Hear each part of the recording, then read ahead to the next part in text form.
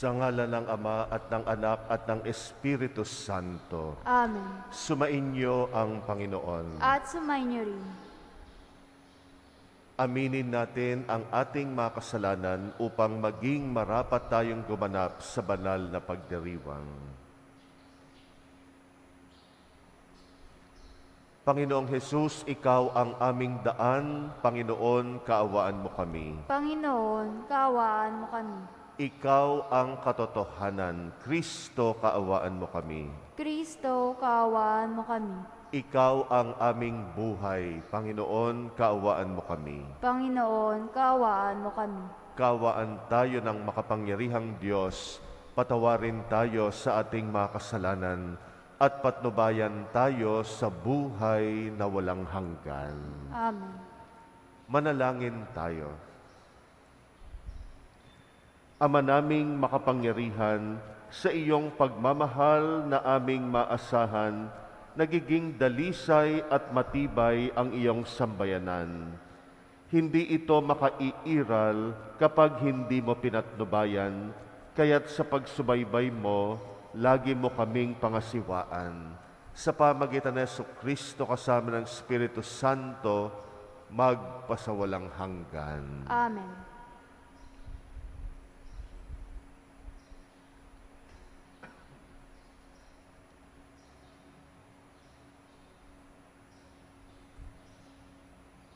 Pagbasa mula sa ikalawang aklat ng mga hari. Noong mga araw na iyon, sa Syria ay may isang pinuno ng hukbo na labis na kinalulugdan ng hari, pagkat matapang siya, makapangyarihan at pinapatnubayan ng Panginoon, kaya laging matagumpay ang Syria. Ngunit siya'y katongin, siya ay sinaaman. Minsan, ang mga taga-Syria ay nakabihag ng isang babaeng Israelita.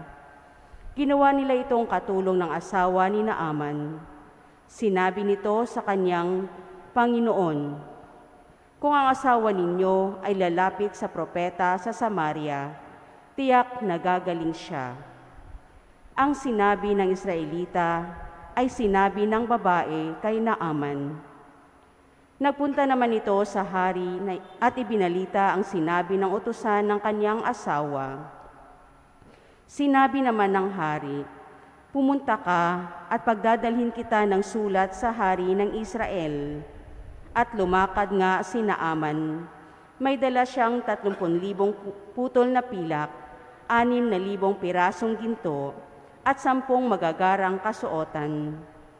Dala rin niya ang sulat para sa hari ng Israel. Anang sulat, "Mahal na Haring Horam, ang may dala nito'y si Naaman na aking lingkod. Ipinakikiusap kong pagalingin mo ang kanyang ketong."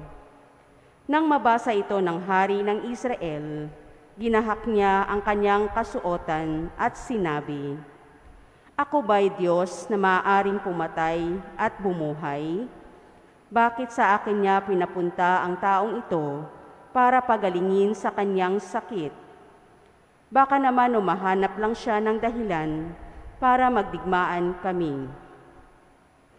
Nang mabalitaan ni Eliseo ang ginawa ng hari, ipinasabi niya, "Bakit ninyo gagahakin ang inyong kasuotan? Sa akin niyo siya papuntahin para malaman nilang may isang propeta rito sa Israel." Ipinasabi nga ni Haring Horam kay Naaman na ang hanapin nito'y si Eliseo. Kaya sumakay ito sa kanyang karwahe at nagpunta kay Eliseo kasama ang marami niyang kawal na kabayuhan. Ipinasabi sa kanya ni Eliseo, "Pumunta ka sa ilog Jordan, lumubog ka ng 7 beses at mananauli sa dati ang iyong katawan. Gagaling ang iyong ketong." Nang marinig ang sinabi ni Eliseo, nagalit si Naaman at padabog na umalis. Sinabi niya, "Akala ko pa na may sasalubungin niya ako. Tatayo siya ng tuwid. Tatawagan ang Diyos niyang Panginoon sa ilog Jordan at itatapat sa akin ang kanyang mga kamay upang ako'y gumaling. Bakit doon pa niya ako pasisirin? Bakit hindi sa alinman sa mga ilog ng Damasco tulad ng Abana at ng Farfar? Hindi ba't mas malinis iyon kaysa alinmang tubig sa Israel? Siguro na mas madali akong gagaling kung doon ako maliligo. At galit na galit siyang umalis. Lumapit sa kanya ang kanyang mga katulong at sinabi, Panginoon, hindi ba't gagawin ninyo kahit mahirap pa riyan ang ipagawa sa inyo ng propeta? Gaano pa iyang pinaghuhugas lang kayo para luminis? Kaya, nang mapag-isip-isip ito ni Naaman, lumusong siya ng ilog Jordan at lumubog ng 7 ulit. At tulad ng sinabi ni Eliseo, na nauli sa dati ang kanyang katawan at kuminis ang kanyang balat, tulad ng balat ng sanggol. Si Naaman at ang kanyang mga kasama ay nagbalik kay Eliseo. Sinabi niya, Ngayoy, napatunayan kong walang ibang Diyos sa ibabaw ng lupa, kundi ang Diyos ng Israel. Ang salita ng Diyos. Salamat sa Diyos. Aking kinasasabikan ang Diyos na nabubuhay. Aking kinasasabikan ang Diyos na nabubuhay. Kung paanong yaong batis ang hanap ng isang usa, gayon hinahanap ang Diyos ng uhaw kong kaluluwa. Aking kinasasabikan ang Diyos na nabubuhay. Nananabik ako sa Diyos, Diyos na buhay, walang iba. Kailan kaya maaaring sa harap mo ay sumamba? Aking kinasasabikan ang Diyos na nabubuhay. Ang totoo at ang liwanag buwat sa iyo ay pakamtan, upang sa Siyon ay mabalik sa bundok mong dakong banal, sa bundok mong pinagpala, at sa templo mong tirahan. Aking kinasasabikan ang Diyos na nabubuhay. Sa dambana mo, O Diyos, ako naman ay dudulog. Yamang galak at ligaya ang sa akin iyong dulot. Sa saliw ng aking alpay, magpupuri akong lubos. Buong lugod na aawit, ako sa Diyos na aking Diyos. Aking kinasasabikan ang Diyos na nabubuhay. Luwalhati at papuri sa iyo, O Kristo, tagapagligtas ng sanlibutan. Umaasa ako sa Diyos, nagtitiwala ng lubos, sa salitang nagdudulot ng pag-ibig na mataos, upang kamtin ang pagtubos. Luwalhati at papuri sa iyo, O Kristo, tagapagligtas ng sanlibutan. Sumainyo ang Panginoon. At sumainyo rin. Ang mabuting balita ng Panginoon ayon kay San Lucas. Papuri sa iyo, Panginoon.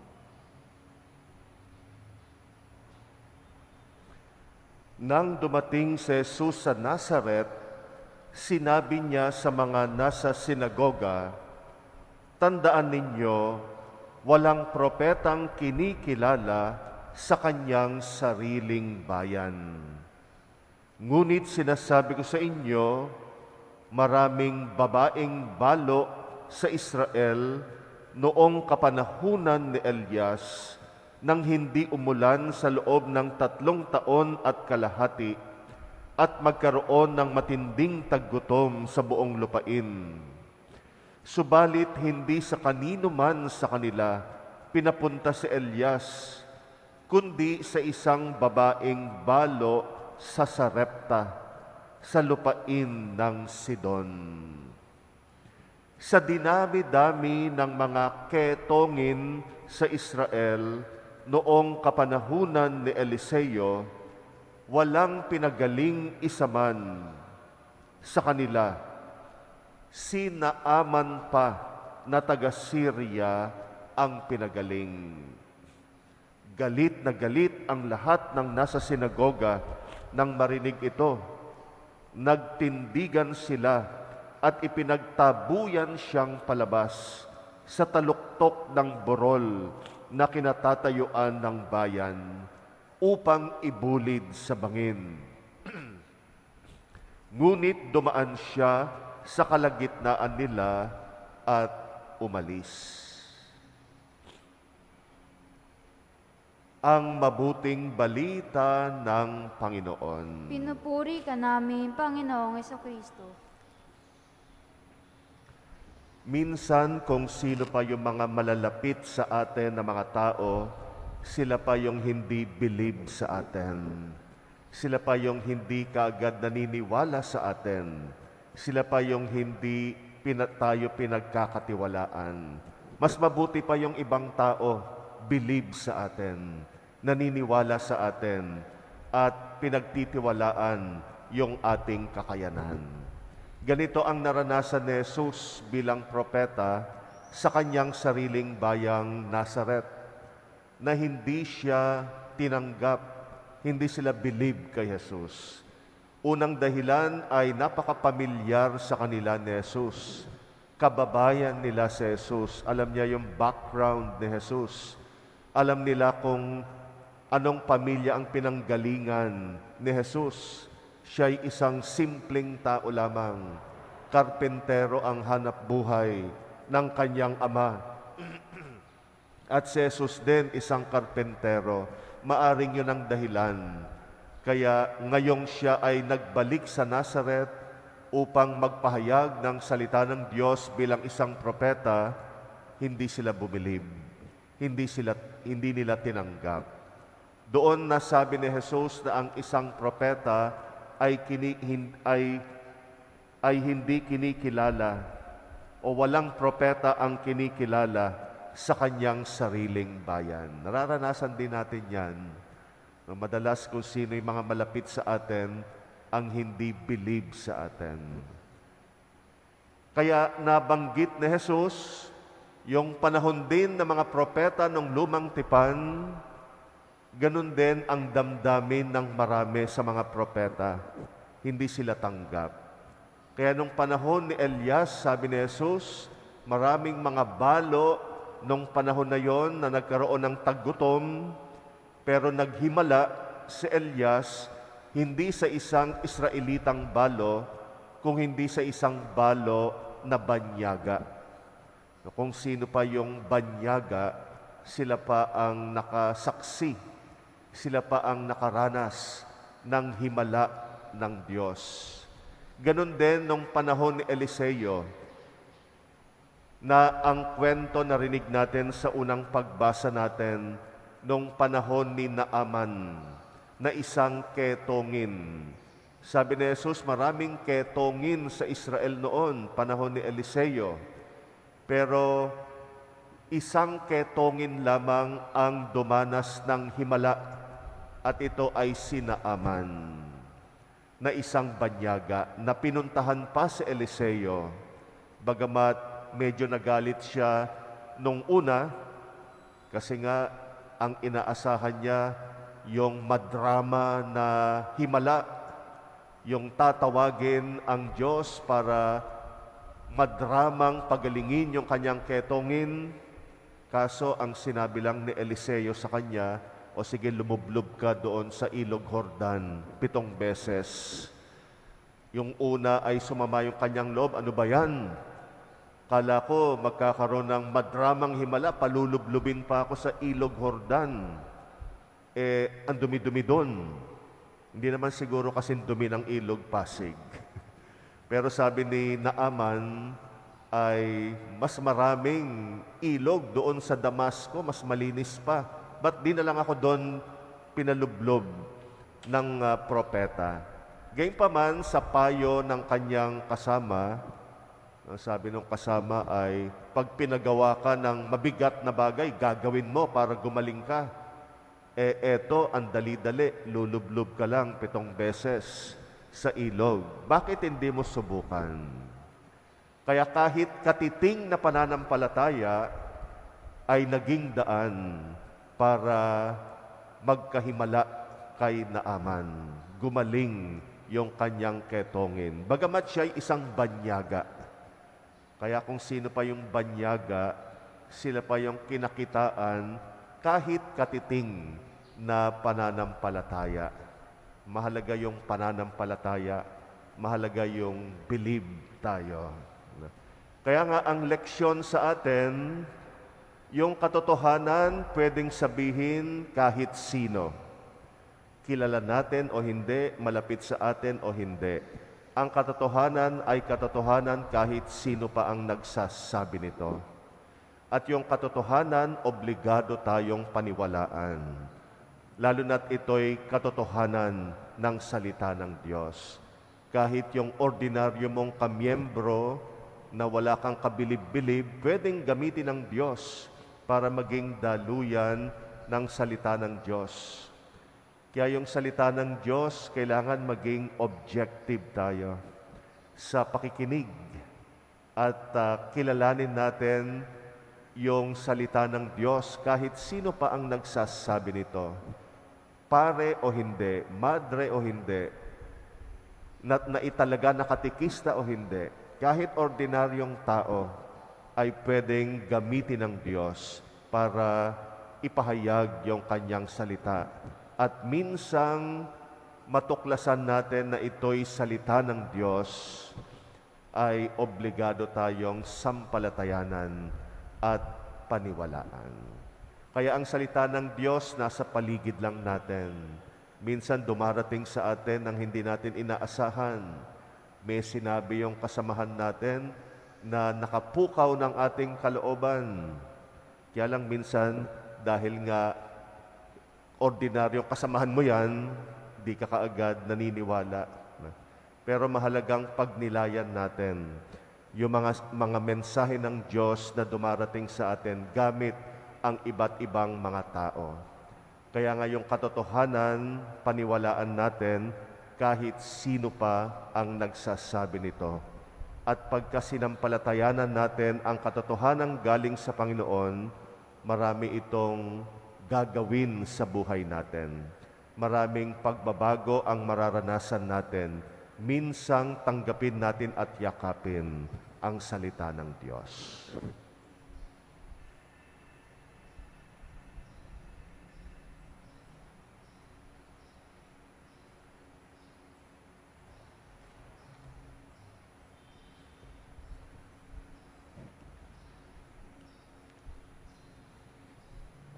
Si Jesus ay hindi tinanggap sa kanyang sariling bayan. May pananampalatayang tinatanggap natin siya bilang ating Panginoon at tagapagligtas at nananalangin tayo sa ngalan niya. Ating itugon sa bawat kahilingan, Panginoon, tulungan mo kaming magmahal ng tulad ni Jesus. Panginoon, tulungan mo kami magmahal ng tulad ni Jesus. Ang mga pinuno ng simbahan, naway magpahayag ng salita ng Diyos ng may tapang at isabuhay ito ng may paninindigan. Manalangin tayo sa Panginoon. Panginoon, tulungan mo kami magmahal ng tulad ni Jesus. Ang mga magulang na Kristiyano, naway maging malakas upang makasunod kay Kristo na siyang daan at ang katotohanan at ang buhay. Manalangin tayo sa Panginoon. Panginoon, tulungan mo kami magmahal ng tulad ni Jesus. Ang ating pagpapakasakit ngayong Kwaresma, naway gawin nating higit na bukas sa mapanligtas na pag-ibig ng Diyos. Manalangin tayo sa Panginoon. Panginoon, tulungan mo kami magmahal ng tulad ni Jesus. Ang mga may sakit na nahihirapan sa kanilang kalagayan, naway makita ang presensya ng Diyos sa kanilang buhay sa pamamagitan ng pangangalaga at malasakit ng kanilang mga pamilya. Manalangin tayo sa Panginoon. Panginoon, tulungan mo kami magmahal ng tulad ni Jesus. Ang mga yumao na sa piling ng Diyos, naway magtamasa ng walang hanggang kapayapaan. Manalangin tayo sa Panginoon. Panginoon, tulungan mo kami magmahal ng tulad ni Jesus. Tahimik nating idalangin ang ating mga personal na kahilingan. Alalahanin natin muli ang mga kapatid nating nakikiusap na ipagdasal natin sila, lalo na ang mga may sakit at mga may mabibigat na problema. Alalahanin din natin ang mga kapatid nating nagpapamisa sa misang ito. Tahimik natin itong ipanalangin.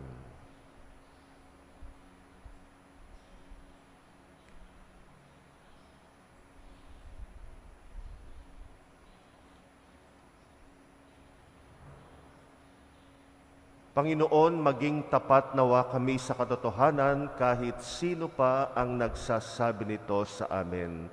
Nawa ay paniwalaan namin sampalatayanan, lalo na ang katotohanan ng iyong salita na bumabago sa aming buhay. Ikaw na aming Panginoon, magpasawalang hanggan. Amen.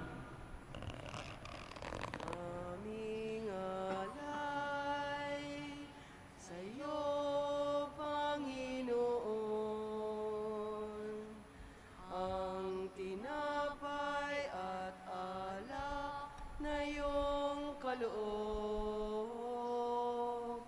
upang gunitain ang iyong buhay na inialay nang tayo'y magdiwang bilang isang sambayanan.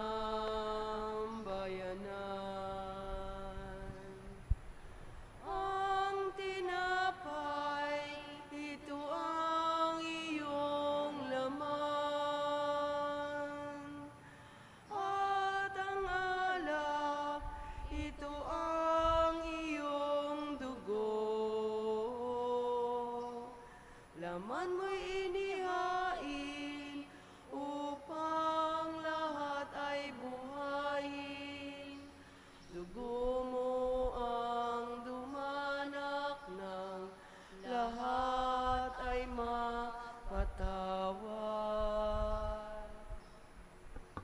Manalangin kayo mga kapatid, upang ang paghahain natin kalugdan ng Diyos amang makapangyarihan.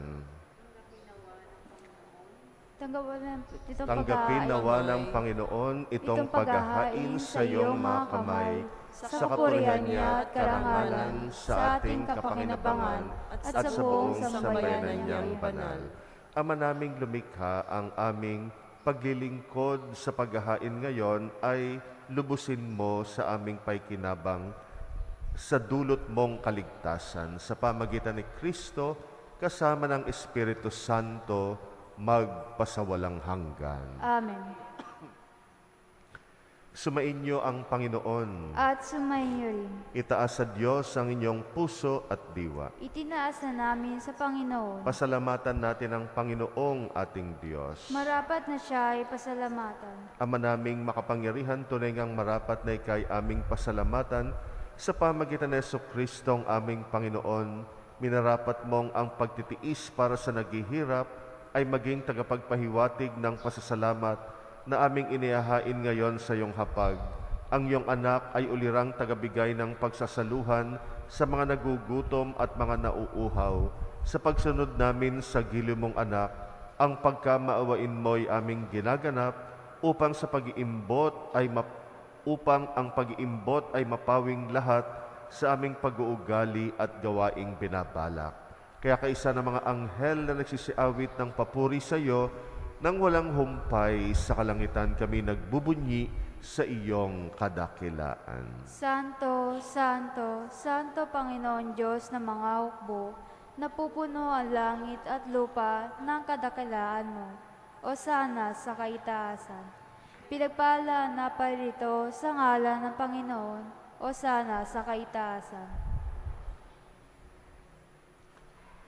Ama naming banal, ikaw ang bukal ng tanang kabanalan, kaya't sa pamagitan ng iyong Espiritu, gawin mong banal ang makakalob na ito pang para sa amin maging katawan at dugo ng aming Panginoong Jesucristo bago niya pinagtiis ang kusang loob na maging handog, hinawakan niya ang tinapay, pinasalamatan kanya, pinagati-hati niya yon, iniabot sa kanya mga alagad at sinabi, tanggapin ninyong lahat ito at kanin, ito ang aking katawan na ihahandog para sa inyo.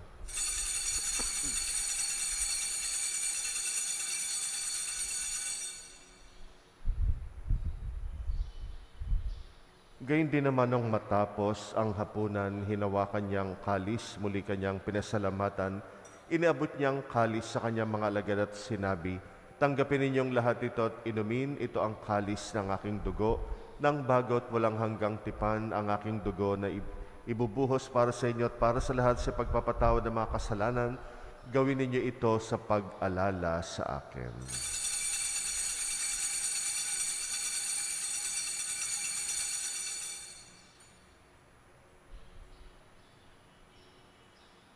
Ang misteryo ng pananampalataya. Si Kristo ay gunitayin, sarili ay inihain. Bilang pagkait inumin, pinagsasaluhan natin hanggang siya ay dumating. Ama, ginagawa namin ngayon ang pag-alala sa pagkamatay at muling pagkabuhay ng iyong anak. Kaya tinaalay namin sa iyong tinapay na nagbibigay buhay at ang kalis na nagkakaloob ng kaligtasan. Kami nagpapasalamat dahil kami yung minarapat tumayo sa harap mo para maglingkod sa iyo. Sinasamo namin kaming magsasalo sa katawan at dugo ni Kristo ay mabuklod sa pagkakaisa sa pamagitan ng Espiritu Santo. Amalingapin mo ang iyong simbahang laganap sa buong daigdig. Puspusin mo kami sa pag-ibig kaysa ni Francisco na aming Papa at ni Jose na aming Obispot ng Tanang Kaparian. Alalahanin mo rin ang mga kapatid naming nahimlay na may pag-asang sila'y muling mabubuhay. Gayun din ang lahat ng mga pumanaw, kawaan mo sila't patuloyin sa iyong kaliwanagan. Kawaan mo at pagindapatin kaming lahat makasalo sa iyong buhay na walang wakas. Kaysa ng mahal na Birheng Maria na ina ng Diyos, ng kabiyak ng puso niyang si San Jose, kaysa ng mga apostol at ang lahat ng mga banal na namuhay dito sa daigdig ng kalugod-lugod sa iyo, may pagdiwang nawa namin ang pagpupuri sa ikrarangal mo sa pamagitan ng iyong anak na aming Panginoong Hesukristo. Sa pamamagitan ni Kristo, kasama niya at sa Kanya, ang lahat ng parangal at papuri ay sa iyo, Diyos Amang makapangyarihan, kasama ng Espiritu Santo, magpasawalang hanggan.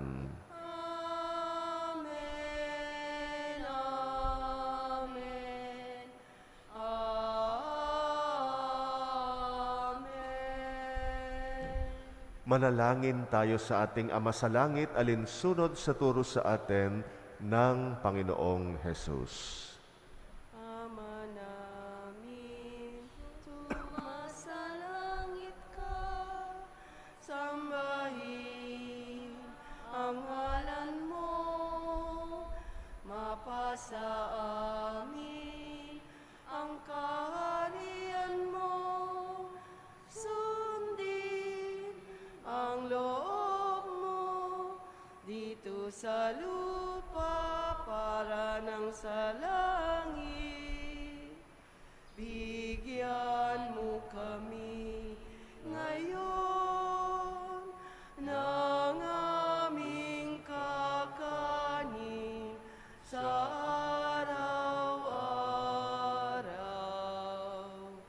At patawarin mo kami sa aming mga sala para ng pagpapatawad namin sa nagkakasala sa amin.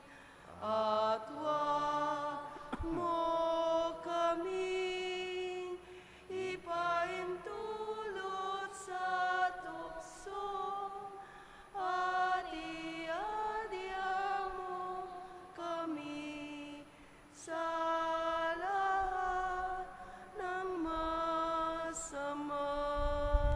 Hinihiling namin kami yadya sa lahat ng masama, pagkalooban ng kapayapaan araw-araw, iligtas sa kasalanan, ilayo sa lahat ng kapahamakan, samantalang aming pinananabikan ang dakilang araw ng pagpapahayag ng tagapagligtas naming si Jesucristo. Sapagkat iyo ang kaharian at ang kapangyarihan at ang kapurihan magpakailanman. Amen.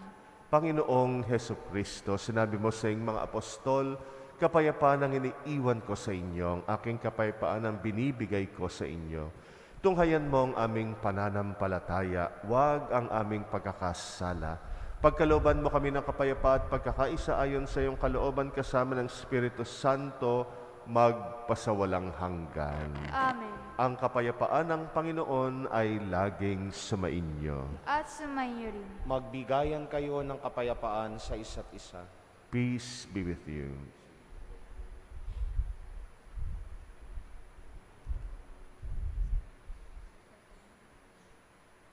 Kordero ng Diyos na nagalis ng mga kasalanan ng sanlibutan, maawa ka sa amin. Kordero ng Diyos na nagalis ng mga kasalanan ng sanlibutan, maawa ka sa amin. Kordero ng Diyos na nagalis ng mga kasalanan ng sanlibutan, ipagkaloob mo sa amin ang kapayapaan.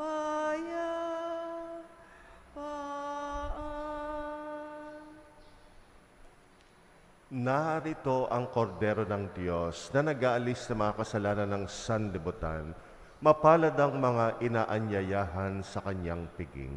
Hindi ako karapat. Panginoon, hindi ako karapat-dapat na magpatuloy sa iyo, ngunit sa isang salita mo lamang ay gagaling na ako.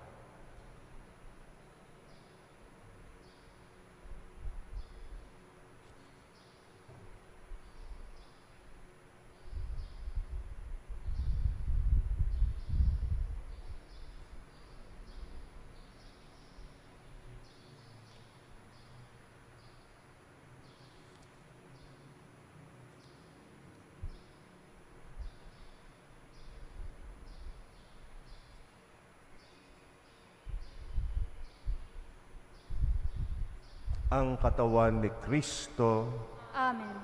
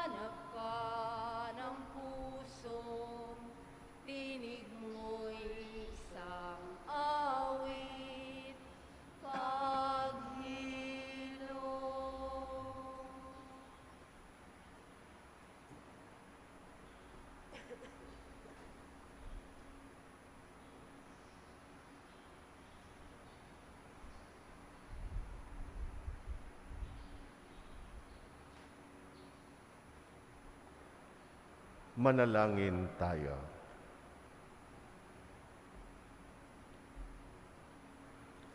Ama naming mapagmahal, ang pagsasalo namin sa banal na pakikinabang ay magdulot nawa ng kadalisayan at magkaloob ng kapayapaan sa pamagitan ni Jesucristo kasama ng Espiritu Santo magpasawalang hanggan. Amen. Sumainyo ang Panginoon. At sumayin niyo At rin. pagpalain kayo ng makapangyarihang Diyos, Ama at Anak at Espiritu Santo. Amen. Humayo kayong taglay ang kapayapaan ni Kristo. Salamat Salamat sa sa Diyos. Diyos.